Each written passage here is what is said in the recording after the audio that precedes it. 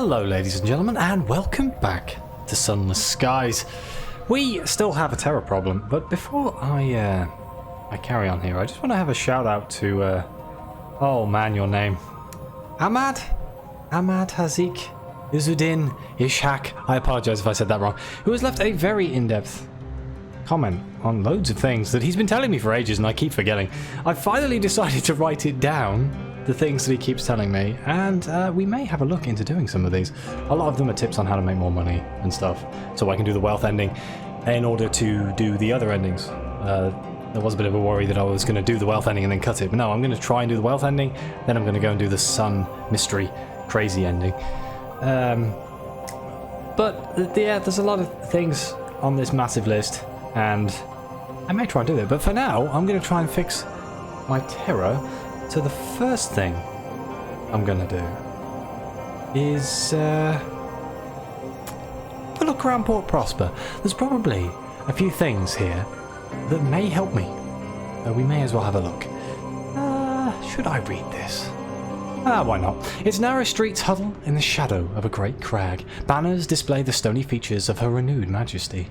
Wealthy West Enders strut by, exchanging polite greetings and veiled gossip, while sooty East End workers file to the hour refining factories.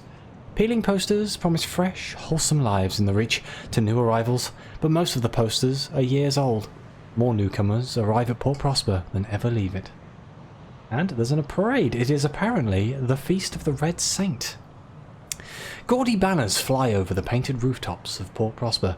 The smog of the East End is hidden away by giant posters displaying dragons in varying degrees of vivisection. The cramped streets are clogged with people. Wealthy West Enders promenade about the amusements, while impoverished East Enders work the stalls and huddle by chestnut fires for warmth. A painted dragon, pursued by knights, is chased through the crowds to a chorus of Ho, the Riding. Now, if I remember correctly, we can choose our side, East Enders or West Enders. I'm definitely more of a West Ender, so let's try that. Ooh. A lady in a jacket bodice with bone sleeves looks you up and down. What do you think, Mildred? A murmur of assent runs through the crowd of starched and corseted ladies. A gentleman adjusts his moustache. Yes, you'll do. You spend the day with some of the self-described notables of Port Prosper. You eat roast chestnuts, sip glasses of Greyfields, all the way from old London, and even participate in a riding, charging through the narrow streets pursued by several braying fellows in a dragon. The Devils of Carillion claim to be experts in the assessment and improvement of the soul. They would describe yours as sickly, cloying, and unappetizingly crawling. Oh. Okay, well that's not all that useful. Okay, what else have we got here? We've been to the Bleak Industrialist Estate. We'll visit the Winwood Company. Yeah, we don't have any plates. Let's join the celebrations here. Terror has fallen. Wonderful. And we've gained and lost a reputation with the Tacites and Winwood Company, respectively. Alright then. That didn't really lower my terror very much, did it? I mean, I suppose we could always go to New Winchester. I do need to very much go back to Pam at some point. One, I want to try out the other engine. And two, I've been told there is something here. They've added a lot of interactable horrors. That's what I'm looking for. And there's some stuff here that's interesting. Plus, I never really finished everything in Eleutheria. I explored it a lot, but I didn't do anything, if that makes sense. I still don't actually know where the entrance is. Where the relay is. I think it's here, if I remember correctly. It's like right off in the edge. So let's try and get to New Winchester, because I want to lower my tower. It may be worth it to go to Magdalen's to see if we can lower our terror.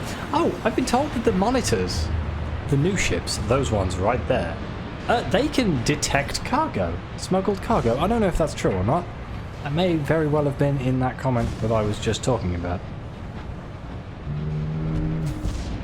I don't actually know. But if they can, that's terrifying. I do not want to go down that way. One day I'll get a say. I still haven't bought a saying device. Eventually it will happen, I promise. Gentlemen? Who are you fighting?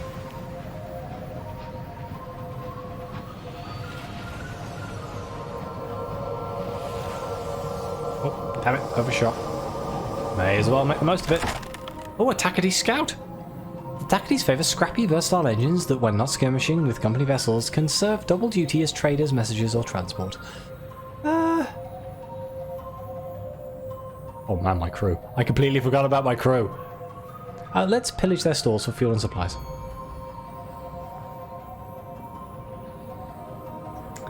You search the section of the locomotives furthest from the fires and find several sacks of coal and supply cupboard before the smoke grows too thick. You return to your own engine with the pillaged goods. I haven't picked up the bleeding quest that makes me get nameplates from these things. Oh well. That's in Port Prosper. I'm sure we'll be going back that way, even though I was just there, hence why I was slightly annoyed. Hopefully, there'll be people I can hire in New Winchester, because this being this low is horrendously bad. Hey, Dreadnought! Hey, my friend. Oh, damn it. Oh, God. Almost avoided smashing into him. God damn it. The Jefferson Bentley. Did I read that name right? Ah, some of the Dreadnoughts have brilliant names. No, you haven't left Cyril behind. Sorry. We're all slowly going mad here. But until you see the memorial of the rat... Oh, hello. My game just completely hung. I haven't had that happen in a long time. I'm going to hang around this for just as long as it will. There we go. That was quite a lot of terror reduction right there. Yeah, that's brilliant.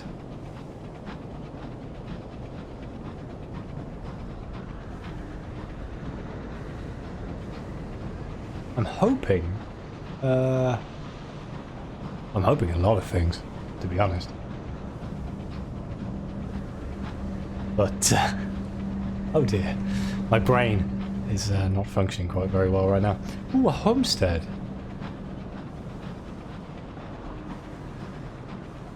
Yes, let's have a look. Wait, do I have munitions? That's a good trade. Yes, that's a very good trade, yes. Wonderful. Bronze wood is ever useful. I don't think I've built the clock tower in this. Have I built the clock tower? I must have built the clock tower. So many loose ends and stories that I haven't dealt with. We also want to focus on doing... oh dear. What began as a rattle grew to a rumble, and now it roars and shakes in your locomotive cylinder like caged thunder. The steel radiates searing heat. A pressurized whistle climbs in shrillness. Jet steams from seams in the metal. The engineering crew back nervously away. Yeah, let's just clear the engine room.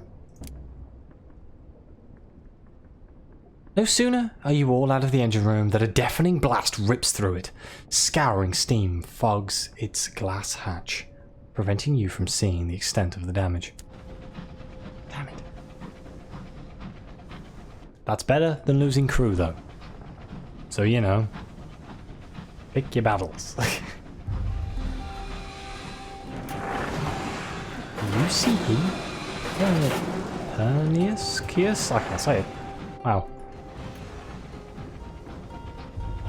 I know I tend to moan a little bit in all of these videos, if you haven't noticed, but I've got a really bad headache right now.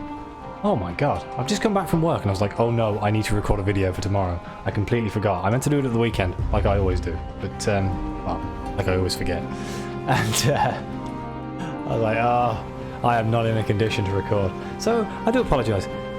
I apologise a lot as well, but I do apologise if, it's not quite on point. I know this happens a lot. I haven't even got an excuse because my shifts are just normal day shifts now. But, rather apologise now, you know.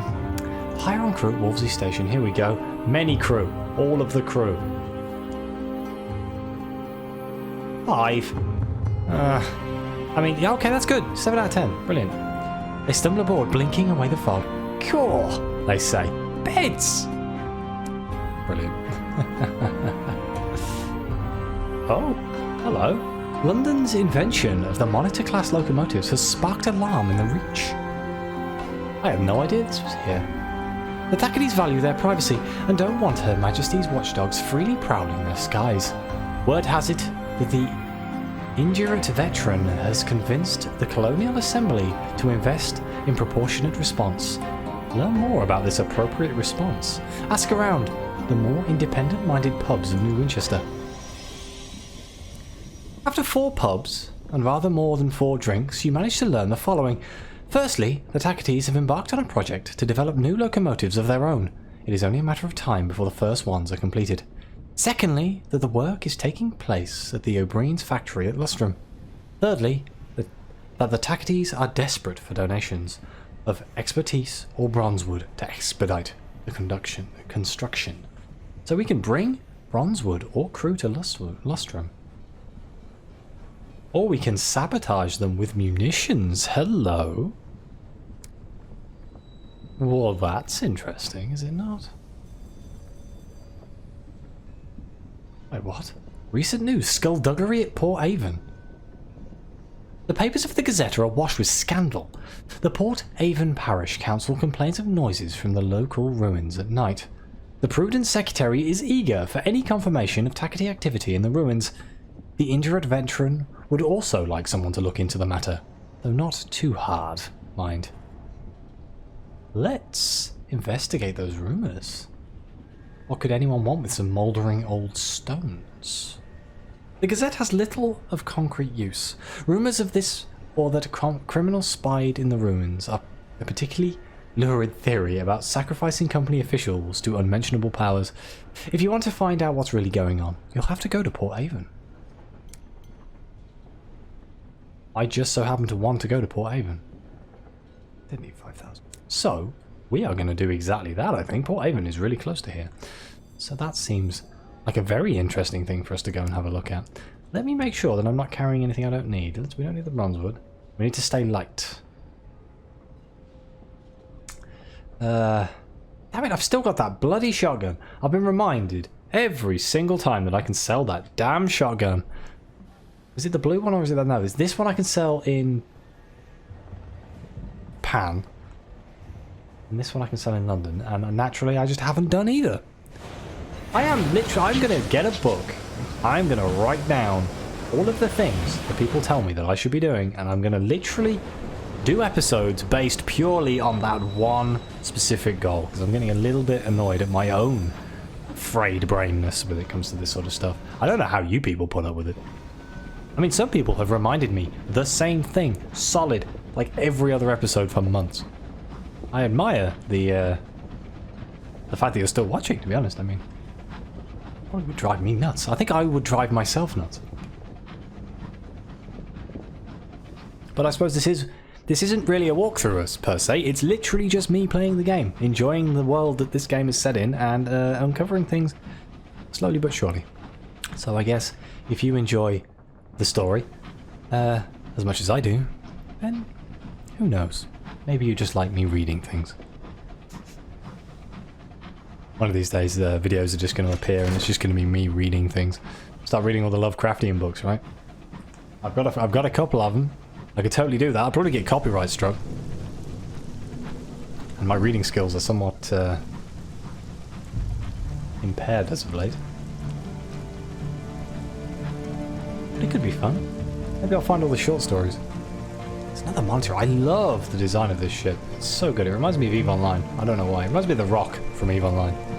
If you've ever played it. It's like a long, thin sniper ship. I haven't played EVE in years.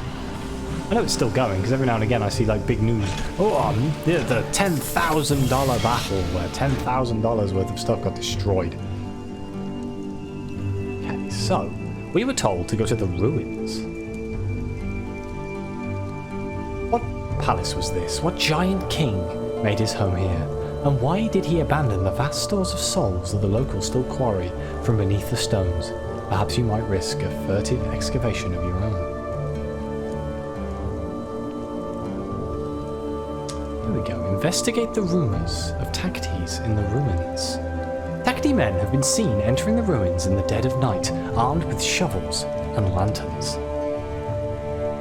You wait until the sky is dark and the distant stars have dimmed before making your way to the ruins. Go alone, bearing only a shuttered lantern. Dust rises underfoot as you tread along shadowed halls, greater and gloomier than the manors of old London. Though through gaps between stones, narrower than the inside of a coffin, voices grow near. Voices and a rich, resplendent light. The luminous glow of brilliant souls, mined from the ruins, infect this hidden habitation with radiance. A group of heavy-set men and women in hobnail boots are just ahead. They are intent not on the deposits of souls, but on the hollows amidst the stones, where they are busy burying caches of munitions. A crunch of stone behind you, a beam of a lantern light. The burly MacDonald brothers have followed you in. Who are the MacDonalds? I assume the MacDonalds are either supporters of the Windward Company or... But either way, Windward all the way, stovepipes, let's go. So we're going to assist the MacDonalds. Takti's engaged in unauthorized mining of hours. No good can come of this. Yeah. A healthy pummeling, oh boy. You fall back to stand clearly in the lamplight, surprised grunts from the MacDonalds, hasty whispering from you. You make the situation plain and advise a rapid ambush. The MacDonalds do not need telling twice. 10 minutes later, you are assisting with the removal of the unconscious Tacites from the ruins. We'll make it look like a pub dust-up. No one will be suspicious if I say Angus got a bit leery. The MacDonalds leave you with an assurance the village will be on guard for ne'er-do-wells.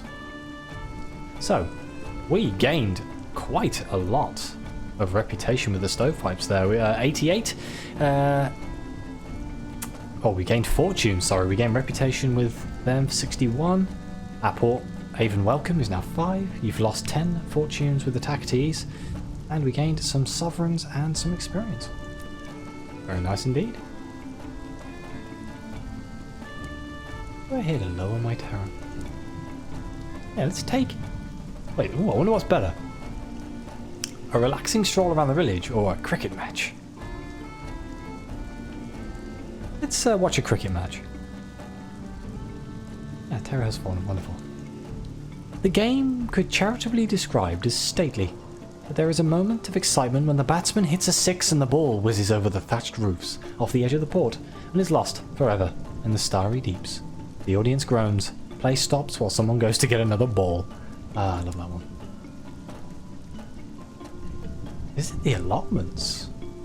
What's this? In fenced plots across Port Haven, grizzled horticulturalists tame the rampant vegetation of the Reach.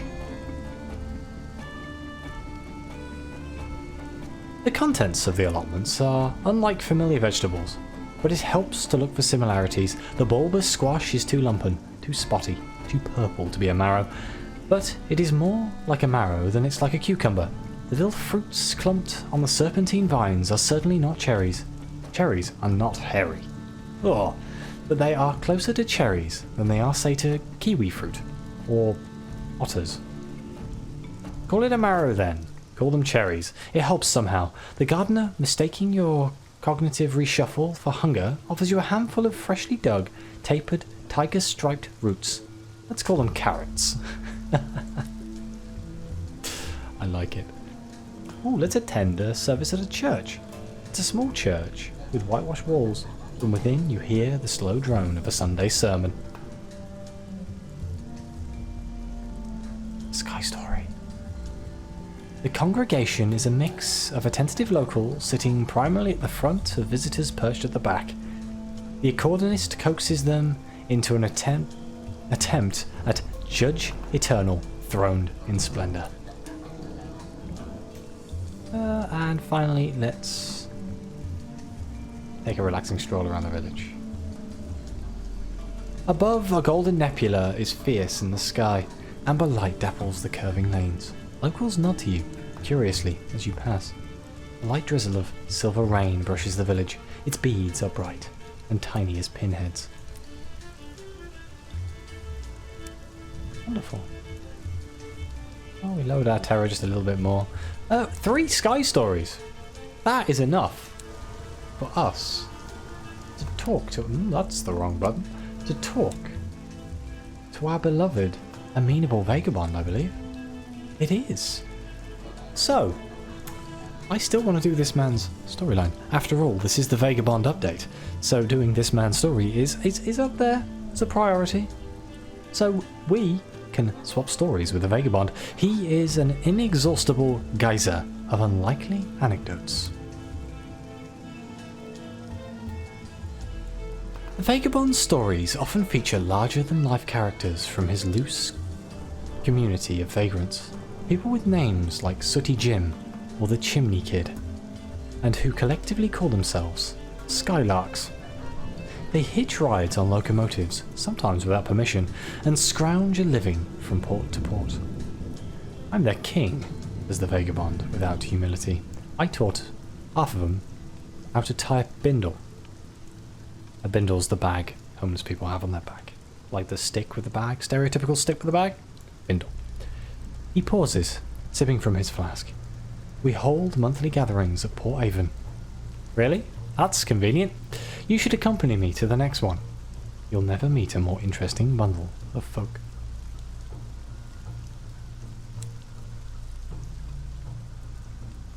So, that seems awfully convenient. Where do you guys meet?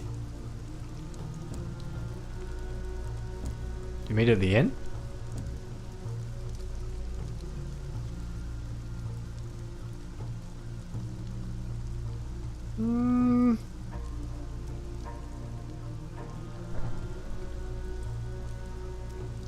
Recruit a likely lass or lad? I mean... yeah, sure, why not? They don't even ask for an advance. They sneak from their home that night with a bag of personal effects and meet you aboard your engine. You put them to work. One more person, why not? Oh no. You're no longer welcome here, my dear friend. Maybe we have to undock and dock again. Let's try that.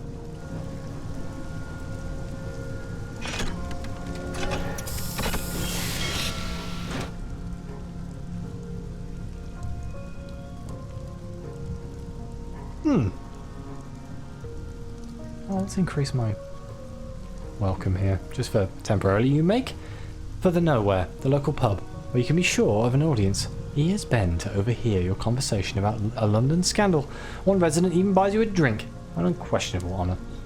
As a man who lived in Wales, in a small village.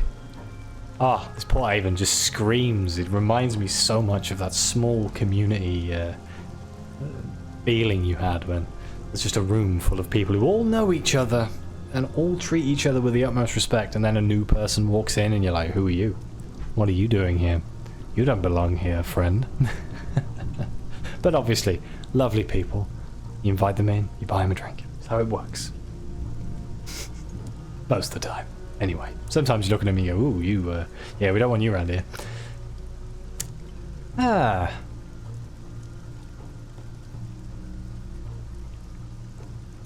play around a cricket. Terror has fallen again. Where, pray tell, is this meeting that I'm supposed to be having with the... Here we go. Village Green. Should have known. The amenable Vagabonds seek out the court of the Skylarks. The camp has moved since the Vagabond were here last. He stoops to examine a wooden post etched with dozens of signs. At least I have a port even welcome, see? I knew I needed it. We call these the Skylark signals, says the Vagabond. The post has been carved with dozens of crude hieroglyphs. Top secret, we carve them to tell each other the character of a port. He jabs at a row of zigzags. This means unfriendly. He points at a triangle, but this means that there's a Skylark camp nearby. You follow him past the village's fringe. You hear voices raised in drunken song. Then you see a crumbling bridge, beneath which are campfires and tents. My loyal subjects, roars the Vagabond, plunging down the slope.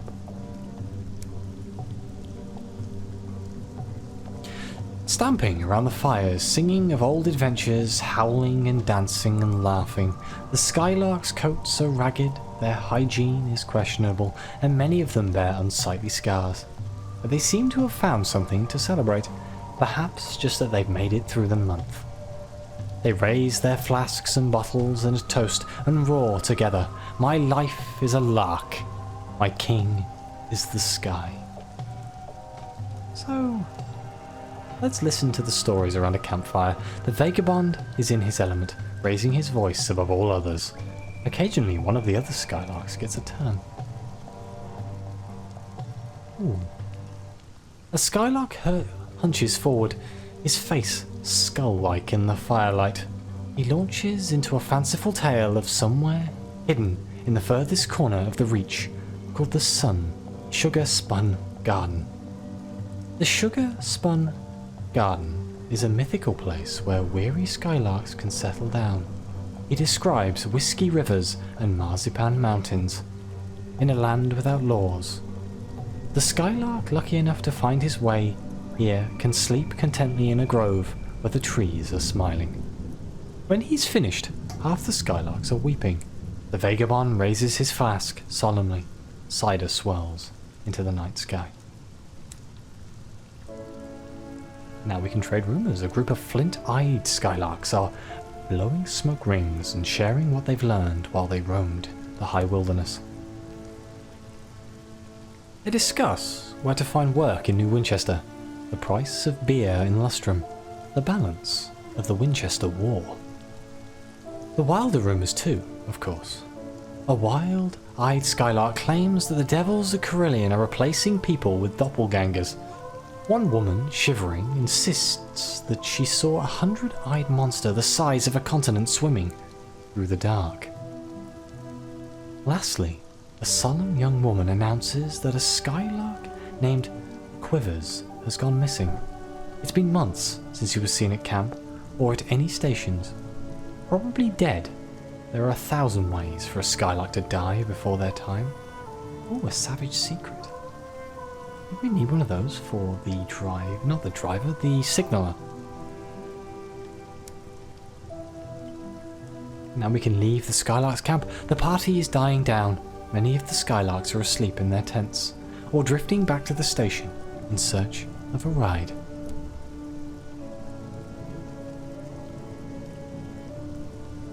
You search among the tents for the amenable Vagabond, and find him fast asleep beside a dwindling fire. A flea-bitten dog is gnawing at one of his boots. The Skylarks are quite happy to let their so-called king sleep it off in the dirt. You shake him, and he wakes with a noise like a bear being stabbed. Another fine meeting with my loyal subjects, declares the Vagabond, lurching to his feet and swaying only slightly. Come, let us return to the engine. Adventure awaits. He sets off confidently in the wrong direction. Oh, I like this man. The Vagabond's wanderlust is never sated. If you talk to him again, you might wish to visit somewhere new. But on the plus side, the respect has grown. So, I pressed the wrong button again. I am brilliant at this, aren't I? Just quickly look, I'm running out of time, but no, I only have one. Damn it, because I used one for something, didn't I? Damn. Can I fit in?